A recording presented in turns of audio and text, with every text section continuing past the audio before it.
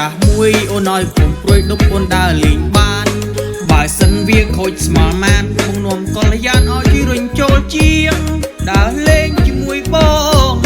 ពិតជាសំណាងនាងឲ្យរុញចូលជាងហើយឲ្យនាងចាញ់លុយ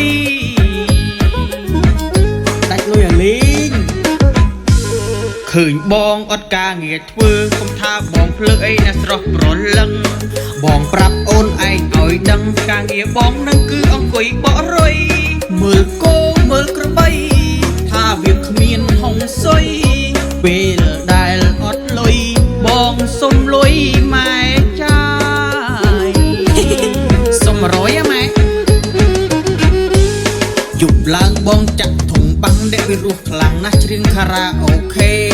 ទោះជាត្រូវម៉ែជេក៏បងមិនខ្វល់ព្រោះរវល់សប្បាយព្រឹកឡើងអ្នកភូមិ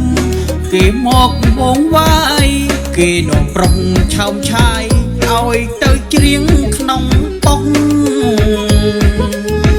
ច្រៀងតក្នុងប៉ុងទៀតឲ្យពូប៉ូលីសស្ដាប់ហាអេ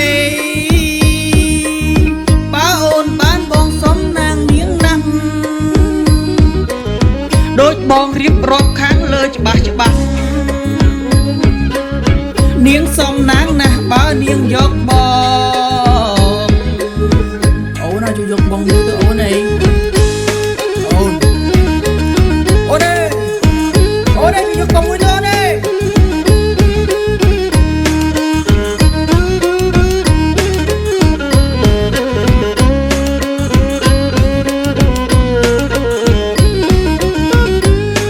បងមានម៉ូតូចាស់មួយអូនឲ្យគុំព្រួយដប់អូនដើរលេងបាន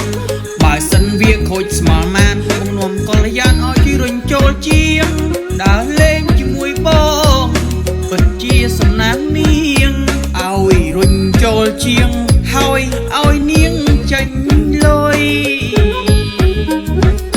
ដាច់លុយអាលេងឃើញបងអត់ការងារធ្វើកុំថាបងភ្លើកអីណាស្រស់ប្រលឹងបងប្រាប់អូនឯងឲ្យដឹងការងារបងនឹងគឺអង្គុយបករុយមើលគោមើលក្របីថាវាគ្មានហុងសុយពេលដែលអត់លុយបងសុំលុយម៉ែចាយសុំ100ម៉ែជប់ឡើងបងចាក់ធុងបាំងដែលវារស់ខ្លាំងណាស់ច្រៀងខារ៉ាអូខេទោះជាត្រូវម៉ែជេក៏បងមិនខ្វល់ព្រោះរវល់សប្បាយព្រឹកឡើងអ្នកភូមិគេមកវងវាយគេនាំប្រុសឆោមឆាយឲ្យទៅច្រៀងក្នុងប៉ុងច្រៀងតក្នុងប៉ុងទៀតឲ្យពូប៉ូលីសស្ដាប់ហាអេបើអូនបានបងសុំនាងនាងណាស់ដូចបងរៀបរាប់ខាងលើច្បាស់ច្បាស់នាងសំណាងណាស់បើនាងយកបងអូនអាចយកបងមួយ